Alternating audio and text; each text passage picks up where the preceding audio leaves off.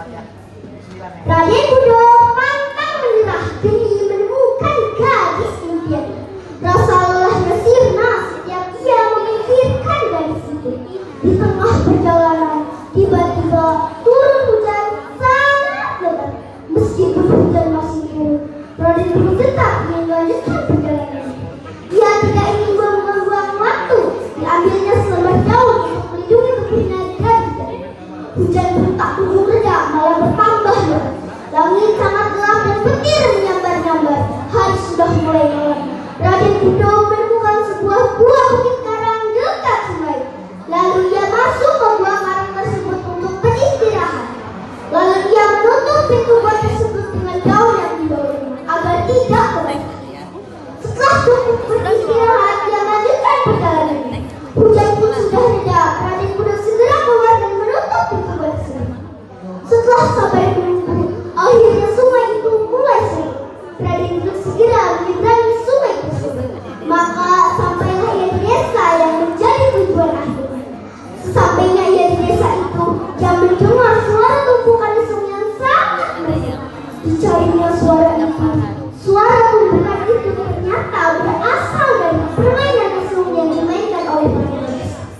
Salah satu dari gadis itu parasnya paling cantik dibanding dengan gadis lain. Gadis yang paling cantik itu bernama Sri Pohaci.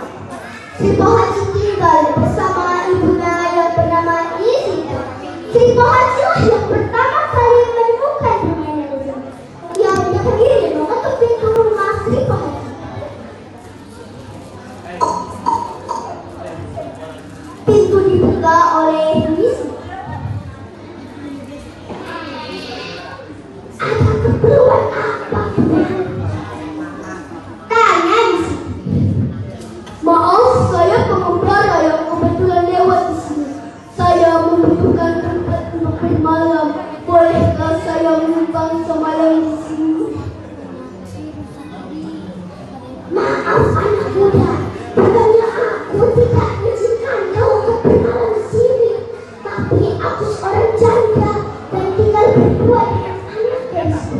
Tidak baik kami menerima seorang laki-laki untuk menginap. Jawab Isita. Raden Budo sangat kecewa karena tidak dapat berjumpa dengan gadis impiannya. Lalu dia berjalan menuju dipan bambu yang berada tidak jauh dari rumah Isita. Lalu ia merebahkan badannya pada dipan bambu tersebut dan ia tertidur. Tiba-tiba ia mendengar suara lembut seseorang memanggil namanya. Raden, bangunlah. Ujar suara lembut itu.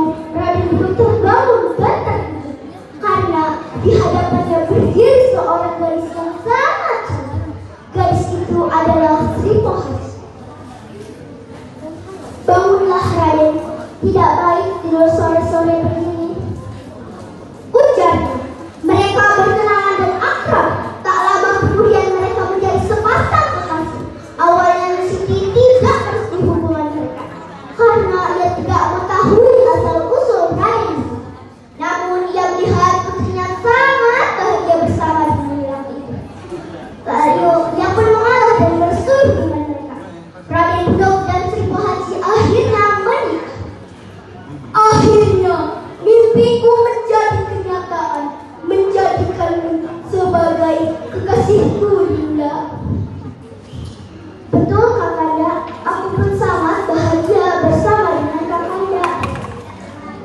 Setelah menikah, kebiasaan Sri Pohaci bermain dan undang tidak hilang. Bahkan kini Raden Budo pun ikut memainkan. Ia selalu ingin memainkan setiap hari. Bahkan